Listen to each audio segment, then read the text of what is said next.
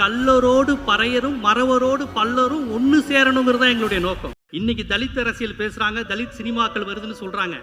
1951 NS Krishnan படம்னு ஒரு படம், நிறைய பேர் அந்த பாட்டு கேட்டிருப்பீங்களான்னு தெரியல.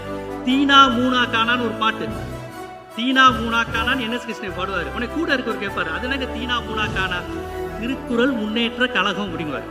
திருக்குறள் முன்னணி கழகம் அறிவினை பெருகிடும் உறவினை வளர்த்திடும் திருக்குறள் முன்னணி கழகம் எங்க திருக்குறள் முன்னணி கழகம்.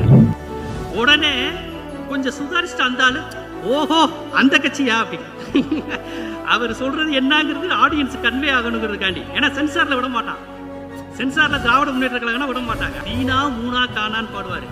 அடுத்த வரிதான் ரொம்ப முக்கியம். தீனா மூனா கானானா உங்க கட்சியினுடைய நோக்கம் என்ன? கல்லரோடு பறையரும் மறவரோடு பல்லரும் ஒன்னு சேரணுங்கிறது தான் எங்களுடைய நோக்கம். கல்லர் மறவரோடு பல்லு பறைகள் என உள்ள வேதங்களை ஒழித்து கட்டும் எங்கள் குறள் முன்னணி கழகம் எங்கள் திருக்குறள் முன்னணி கழகம். 1950 2025 தலித் அரசியல் தலித் சினிமா பேசுறாங்க, அது பெரிய விஷயமா பேசுறாங்க, அது மகிழ்ச்சி, வாழ்த்துக்கள். 1950 திமுக படம் எடுத்திருக்கிறது, கல்லரோடு பறையரும் பல்லரோடு மறவரும் ஒன்னு சேரணும் அப்படின்னு அன்னைக்கே ஓப்பனா படம் எடுத்த படம். கருப்பு சிகப்பு என்ற பேதத்தை நீக்கும், தலை கணத்தை குறைத்து நல்ல தன்மையுண்டாகும். கருப்பு சிகப்பு என்ற பேதத்தை நீக்கும், கணத்தை குறைத்து நல்ல தன்மையுண்டாகும்.